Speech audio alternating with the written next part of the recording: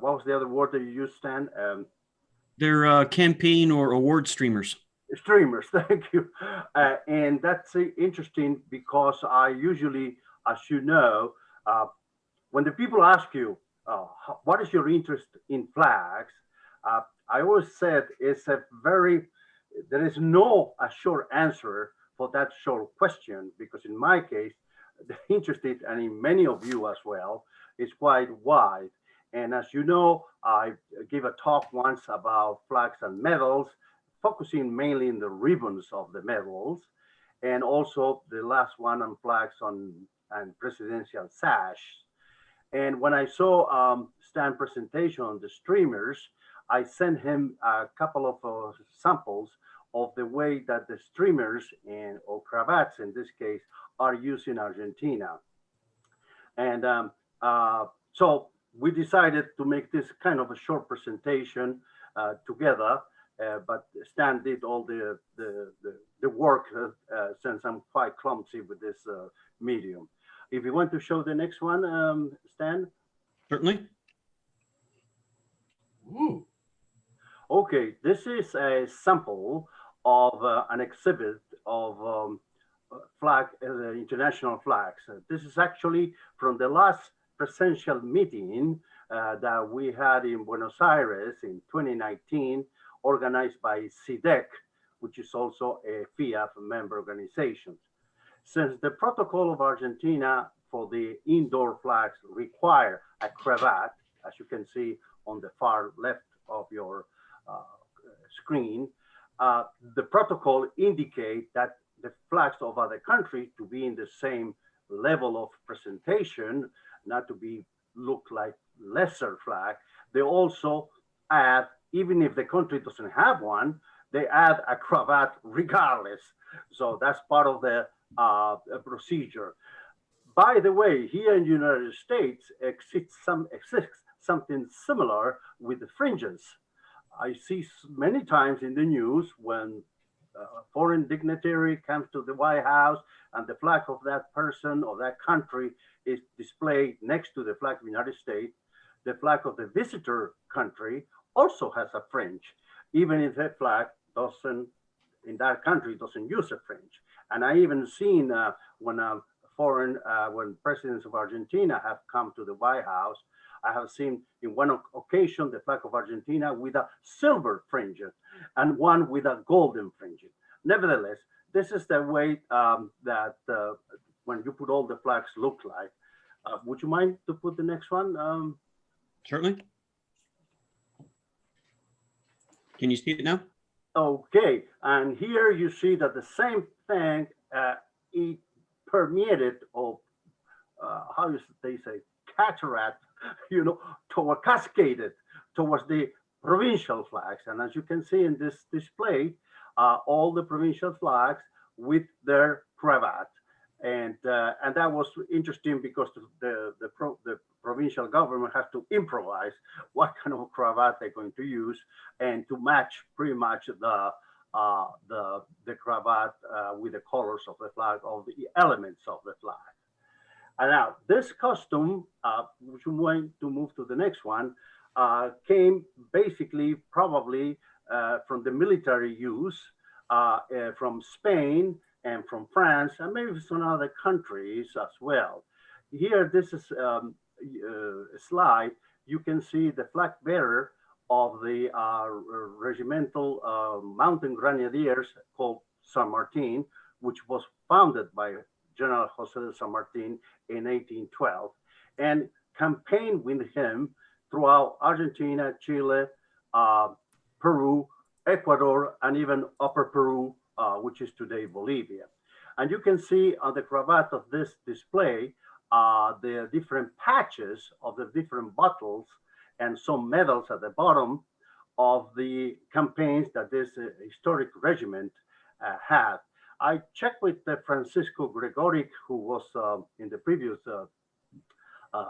meeting, CVFA meeting. He says they have so many that they can never put it all together in the same cravat. So depending of the event, they change it but it's impossible to put them all. And some of these patches that you see originally were designed to be put on the sleeve of the soldiers, officers, non-commissioned officers. So for those of you interested in military history, it's quite interesting to see sometimes old paintings, and you see the guys with two or more of those patches. In this case, now they are used on the cravat. Would you move to the next one, Stan, if you don't mind? Sure. This is another case. I feel sorry for this standard bearer that I have to move the flag with all that hardware, and not to lose any of those on the process. But this is, as you can see, the combination of them medals by the ribbons. You can see that some of the other medals are from, in particular one that is very visible from Colombia, and the others are red from Peru, and so on and so forth, from Chile, etc., etc. So, Gus, that looks like my old Boy Scout uniform. yeah, yeah, right. And this is the regiment of Grenadiers.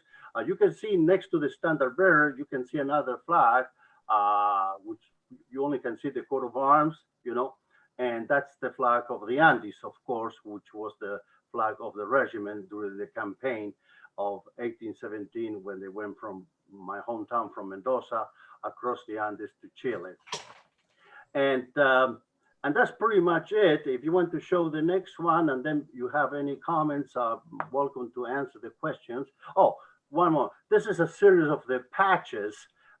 They are exhibit in the museum of this regiment in downtown Buenos Aires. Actually, Jack, when you were in Buenos Aires, you were very close to that regiment, because if I remember, you were in a bed and breakfast or an apartment in Calle Las Heras. Yes. Right. Well, that is like 3 blocks when you were. But anyway, and this, if you look closely, you will see from left to right that it covers Montevideo, Argentina, Chile, a couple of times in Chile, a couple of times in Peru, a couple of times in Ecuador. And for those who have visited Argentina, or Buenos Aires at least, you might look at the names of the streets sometimes that are related to battles from the War of Independence, and you see strange names which are not even in Argentina, like Maipú, Chacabuco, Junín. Those first two are in Chile, Junín and Pichincha, and Riobamba, which is in Ecuador, Callao, Montevideo, etc., etc., etc. Those are basically the patches that were used at the sleeves of the soldiers, and in general of all the regiments that participated in those battles. And from the last one, if you mind, okay, this is a portrait of one of the officers of San Martin who was in charge, actually, where he became commander-in-chief of the Argentine, Chilean, and Peruvian armies. He delegated the regiment to this gentleman, Juan Galo Lavalle. And once again, you can see the correlation here on the medals and the streamers with his regiment who participated. And once again, I know, but since you're all vexillologists, you could see the different flags of other South American countries. The color you see as a neck ribbon of white with a sun. That's the Order of the Sun, which was given to Lavalle by San Martin. And the other one, which is closer to the color, is the Legion of Merit of Chile. And of course, so many decorations. And on the sleeve, or almost at the bottom, you can see one of those patches that I was talking before. And once again, I'm glad that Nick talked about this side issues about flags as well. John Becky mentioning about heraldry. I have to confess, my first love was heraldry, but then I derived, because as John Becky mentioned, the connections are quite close, and the story of both subjects are quite fascinating. So if you have any question or Stan, you want to jump in, and I shut up. No, just one thing, Gus, for those of you that just pulling a thread there that Gus talked about as far as the weight on those things, how they can add up. Some of the older ones, maybe even some of the more modern ones, as far as the patches and things are concerned, you probably noticed they're actually embroidered with metal bullion thread. So silver or even gold plated, those kind of things. So the individual patches themselves are actually very weighty. So when you start adding a bunch of them onto the cravat, I think Gus is right. Having had to do something similar on the American side where you're holding a flag with a lot of streamers, it can get very, very heavy, particularly if you're holding it for a long time. So Yeah, I was Army 82nd Airborne, and so we had to run with the unit flag actually to carry that, and that was, of course, that was embroidered and almost similar in the same way.